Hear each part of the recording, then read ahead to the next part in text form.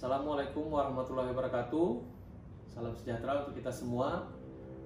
Pada video kali ini kita akan membahas terkait proposal tesis sekaligus tugas mata kuliah kami untuk mata kuliah metode penelitian ilmu hukum yang kami buat dengan judul Analisis Yuridis Imunitas Pejabat Negara dalam Penanganan COVID-19 dalam rangka menghadapi ancaman yang membahayakan perekonomian nasional.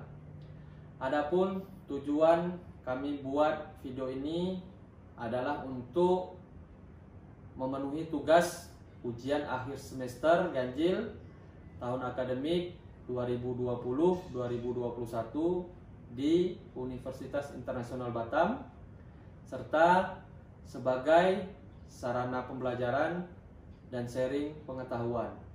Bagaimana hasil pembahasannya? Yuk kita saksikan bersama-sama.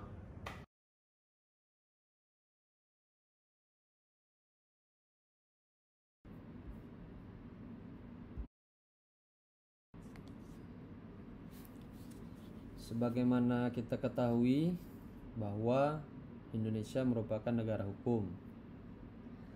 Hal ini jelas tertuang dalam konstitusi negara, yaitu Undang-Undang Dasar Negara Republik Indonesia tahun 1145 atau lazimnya disebut Undang-Undang Dasar 1945. Hal ini terkandung makna bahwa apabila suatu peraturan telah diundangkan, maka pemerintah termasuk rakyatnya wajib tunduk pada peraturan tersebut. Oleh karena itulah, setiap peraturan perundang-undangan yang dibuat haruslah menghindari segala bentuk potensi perbuatan curang atau fraud. Selain itu, peraturan yang dibuat tersebut tidak boleh bertentangan dengan peraturan yang setara kedudukannya, apalagi dengan peraturan yang lebih tinggi derajatnya, atau yang kita kenal dengan istilah hierarki perundang-undangan, sebagaimana dia maksud dalam Undang-Undang Nomor 12 Tahun 2011 tentang pembentukan peraturan perundang-undangan. Selanjutnya terkait dengan fenomena yang sedang terjadi saat ini, sejak kemunculan pertama kali di kota Wuhan, Cina pada akhir tahun 2019 dan mulai terdeteksi di Indonesia sejak bulan Maret 2020, Coronavirus Disease 2019 atau yang dikenal dengan istilah COVID-19 dinyatakan sebagai wabah pandemik yang berkembang sangat cepat dan masif penularannya. Akibat dari itu, pandemi COVID-19 ini telah menjadi salah satu sorotan publik. Hal ini disebabkan fenomena COVID-19 merupakan tragedi internasional yang mana terjadi hampir di seluruh penjuru dunia. Oleh karena itulah, secara otomatis warga negara Indonesia akan membandingkan penanganan oleh pemerintah negara Indonesia dengan pemerintah negara lain dalam hal terkait tindakan yang dilakukan dalam menangani persoalan wabah pandemi COVID-19 tersebut. Negara Indonesia sendiri sudah mempunyai sejumlah regulasi yang mengatur persoalan tentang penyakit menular, yaitu Undang-Undang Nomor 24 Tahun 2007 tentang penanggulangan bencana. Kemudian ada juga Undang-Undang Nomor 6 Tahun 2018 tentang kekarantinaan kesehatan. Kedua aturan tersebut pada dasarnya sudah cukup untuk menjadi dasar atau landasan hukum bagi pemerintah untuk menyelesaikan persoalan wabah pandemi COVID-19 ini. Permasalahan mulai muncul ketika usaha penanggulangan wabah pandemi COVID-19 ini mengalami keterbatasan anggaran negara. Bahkan bisa dikategorikan tidak tersedianya anggaran untuk kegiatan dalam rangka upaya penanggulangan wabah pandemi COVID-19, termasuk pemulihan ekonomi nasional. Sebagai dampak penyebaran COVID-19 yang terlihat nyata juga menghantam sendi perekonomian negara. Hal inilah membuat pemerintah berinisiatif mengambil langkah kebijakan yang mungkin dinilai strategis dengan menerbitkan suatu aturan, yaitu Peraturan Pemerintah Pengganti Undang-Undang Nomor 1 Tahun 2020 tentang kebijakan keuangan negara dan stabilitas sistem keuangan untuk penanganan pandemi Coronavirus Disease 2019 COVID-19 dan atau dalam rangka menghadapi ancaman yang membahayakan perekonomian nasional dan atau stabilitas keuangan. Jika dilihat dari maksud dan tujuan diterbitkannya Perpu Nomor 1 Tahun 2020 ini, terlihat bahwa pemerintah memiliki tujuan yang baik dan positif guna mengantisipasi potensi terjadinya krisis ekonomi ataupun krisis moneter sebagai akibat dari terjadinya wabah pandemi COVID-19 ini. Sebagaimana kita ketahui bersama, krisis ini pernah dialami oleh negara Indonesia pada tahun 1908 silam. Krisis moneter ya maksudnya. Namun terbitnya Perpu Nomor 1 Tahun 2020 dinilai juga menimbulkan pro dan kontra, karena dalam beberapa pasal yang terkandung dianggap berpotensi melahirkan perbuatan yang menyimpang, dan diperparah lagi atas perbuatan menyimpang tersebut bisa saja berakibat serta menimbulkan kerugian keuangan negara yang merupakan lingkup dari tindak pidana korupsi. Salah satu pasal yang terkandung dalam Perpu tersebut yang menjadi sorotan adalah yaitu pasal 27 yang menyebutkan bahwa pejabat negara yang menjalankan amanah Perpu Nomor 1 Tahun 2020 tersebut tidak dapat dituntut baik secara pidana maupun perdata sepanjang melaksanakan tugasnya telah didasarkan dengan itikat baik, serta segala tindakan dan keputusan yang diambil bukan merupakan objek sengketa peradilan tata usaha negara. Sementara kita ketahui bahwa maksud dari itikat baik ini sulit diukur. Maka dari itu hal inilah yang dapat berpotensi dilakukannya penyalahgunaan wewenang.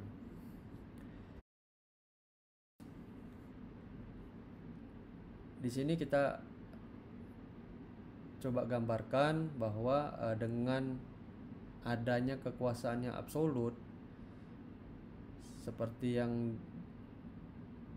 diberikan oleh pasal 27 dalam Perpu ini dapat menimbulkan suatu kesempatan bagi orang perorangan maupun yang kita bahas tadi adalah pejabat negara atau pelaksana anggaran tadi. Nah, dengan luasnya kesempatan ini akhirnya bisa berubah menjadi timbulnya niat. Nah, dengan kesempatan dan adanya niat ini bisa menimbulkan potensi perbuatan melawan hukum. Seperti yang saya jelaskan tadi, perbuatan melawan hukum tersebut bisa diperparah lagi apabila menimbulkan kerugian keuangan negara. Hal ini jelas masuk lingkup dari pidana korupsi. Di latar belakang yang saya jelaskan di awal, nah, untuk penelitian ini menjadi dosolen adalah pasal 1 ayat 3 Undang-Undang Dasar 1945 dan pasal 27 ayat 1 Undang-Undang Dasar 1945. Sedangkan yang menjadi dasennya adalah pasal 27 ayat 2 Perpu nomor 1 tahun 2020 yang kami kategorikan sebagai pasal yang memberikan imunitas kepada pejabat negara. Nah, untuk fokus penelitian nanti adalah adanya imunitas bagi pejabat negara dalam pasal 27 ayat 1, 2, 3 dalam Perpu nomor 1 tahun 2020, karena di sisi lain seperti kita ketahui bahwa negara Indonesia adalah negara hukum dengan prinsip equality before the law atau persamaan di muka hukum. Nah, untuk permasalahan penelitian dalam tesis kami nanti, yang pertama adalah untuk membahas untuk meneliti mengapa Perpu nomor 1 tahun 2020 memberikan imunitas bagi pejabat negara. Yang kedua adalah apakah dengan terbitnya Perpu nomor 1 tahun 2020 tersebut berpotensi terjadinya penyalahgunaan kewenangan oleh pejabat negara. Yang terakhir, yang ketiga, apakah dengan terbitnya Perpu nomor 1 tahun 2020 tidak bertentangan dengan konstitusi negara Undang-Undang Dasar 1945, yaitu dengan prinsip negara hukum, equality before the law atau persamaan di muka hukum tersebut. Dalam penelitian kami bertujuan untuk menganalisis mengapa Perpu nomor 1 tahun 2020 tersebut memberikan imunitas bagi pejabat negara. Kemudian tujuan yang lain adalah untuk menganalisis apakah dengan terbitnya Perpu nomor 1 tahun 2020 tersebut berpotensi terjadinya penyalahgunaan kewenangan oleh pejabat negara. Dan yang terakhir, tujuannya adalah untuk menganalisis apakah terbitnya Perpu nomor 1 tahun 2020 tidak bertentangan dengan konstitusi negara Undang-Undang Dasar 1945 yang merupakan prinsip hukum equality before the law tadi. Dari tujuan kemudian kami berharap penelitian ini memberikan manfaat. Yang pertama, secara teoritis adalah untuk menyatakan teori hukum integratif dari Prof. Romli Atmasasmita adalah teori yang relevan untuk menganalisis adanya imunitas pejabat negara dengan terbitnya Perpu nomor 1 tahun 2020, sehingga peneliti selanjutnya dapat menggunakan teori ini sebagai alat analisis dalam mengkaji masalah terkait hukum normatif lainnya. Sedangkan manfaat secara praktis, yang pertama kami sampaikan untuk para akademisi, yaitu sebagai sumbangsih pemikiran kepada akademisi untuk lebih meningkatkan fungsi kontrol sosial kepada para pihak pemerintah serta membentuk pola pikir yang dinamis terkait terbitnya suatu aturan hukum. Yang kedua adalah bagi pembentuk undang-undang, yaitu DPR dan Presiden, yaitu sebagai saran dan pendapat kepada pemerintahan agar lebih arif dan bijaksana dalam menyusun dan atau menerbitkan suatu aturan hukum. Nah, dalam penelitian tesis ini, beberapa pinjam pusaka yang kami pedomani adalah yang pertama yang menjadi definisi operasional. Nanti di sini kami akan menjelaskan apa itu makna dari imunitas pejabat negara, kemudian kebijakan, kemudian keuangan negara, sistem keuangan, perekonomian nasional, negara hukum, termasuk nanti membahas juga terkait dengan sanksi pidana. Sedangkan yang menjadi landasan konseptual dalam penelitian ini nanti kita jabarkan juga atau kita bahas terkait mengapa terbitnya Perpu. Nah, terus kapan imunitas pejabat negara muncul, kemudian apa saja imunitas bagi pejabat negara dengan munculnya Perpu nomor 1 tahun 2020 itu. Selanjutnya bagaimana negara hukum dikaitkan dengan terbitnya Perpu nomor 1 tahun 2020, dan selanjutnya apa yang menjadi penyebab penyalahgunaan wewenang dengan terbitnya Perpu nomor 1 tahun 2020 tersebut. Nah, sedangkan untuk landasan yuridis di sini aturan yang menjadi acuan adalah yang pertama Undang-Undang Dasar 1945. Nanti ini berkaitan dengan pasal 1 ayat 3 dan pasal 27 ayat 1. Kemudian terkait dengan Perpu nomor 1 tahun 2020 itu sendiri, yaitu di pasal 27. Pusaka lainnya terkait dengan penelitian terdahulu. Ini ada beberapa contoh yang kami jadikan referensi. Yang pertama adalah naskah publikasi yang disusun oleh Anak Agung Sagung Istri Agung Andrayani Komang Pradayana Sudibya tahun 2018 dengan judul Analisis Yuridis Hak Imunitas DPR ditinjau dari perspektif prinsip negara hukum.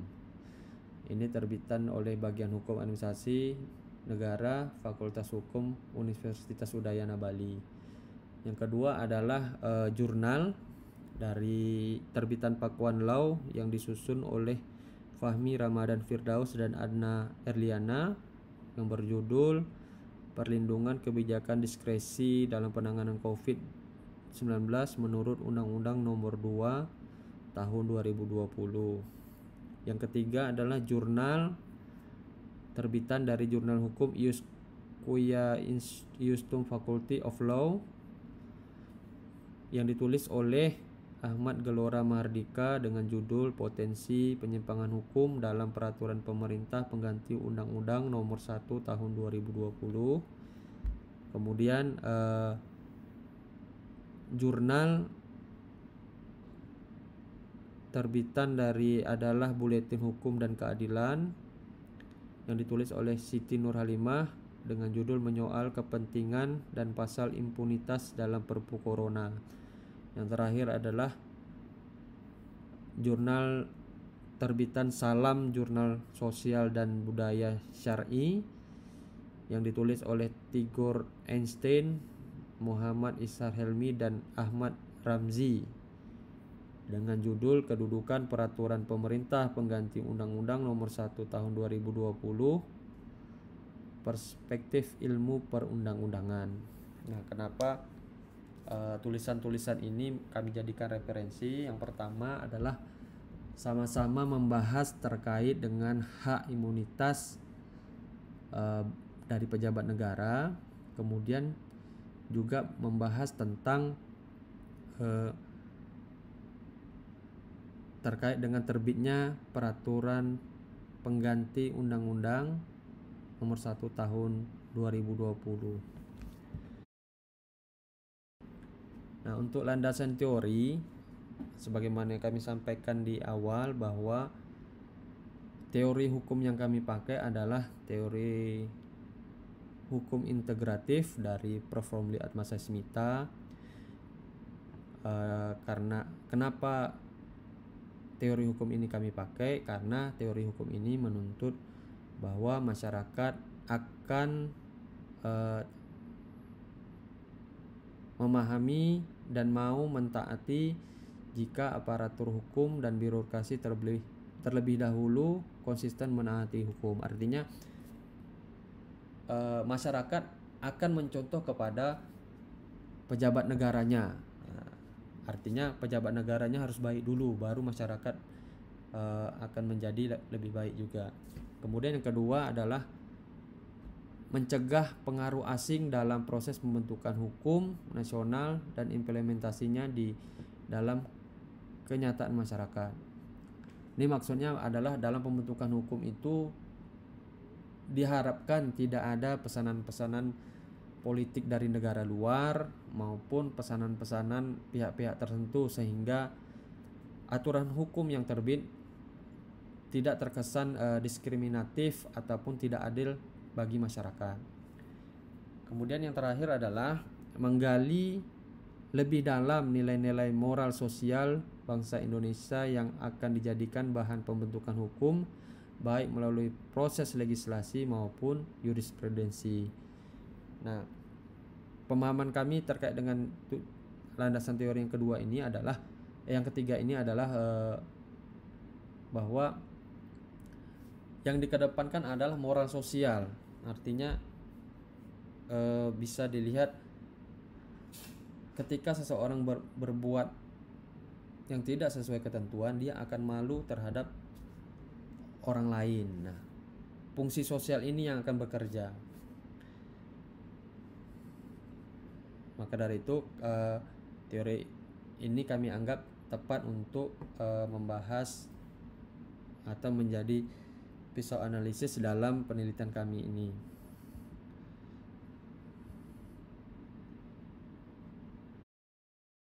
Selanjutnya terkait dengan metode penelitian. Penelitian ini adalah penelitian hukum normatif. Untuk objek penelitiannya nanti menggunakan data sekunder, yaitu berupa undang-undang 1945 maupun undang-undang lainnya, kemudian buku, jurnal, hasil penelitian terdahulu, kemudian kamus-kamus hukum. Untuk teknik pengumpulan data, karena ini adalah data sekunder yang dipakai, maka kami akan melakukan studi dokumen dan studi kepustakaan. Sedangkan untuk metode analisis data nanti menggunakan metode yuridis kualitatif. Mungkin karena ini berbicara masih proposal tesis, cukup sampai di sini dulu pembahasan. Selanjutnya nanti akan kita bahas di video berikutnya.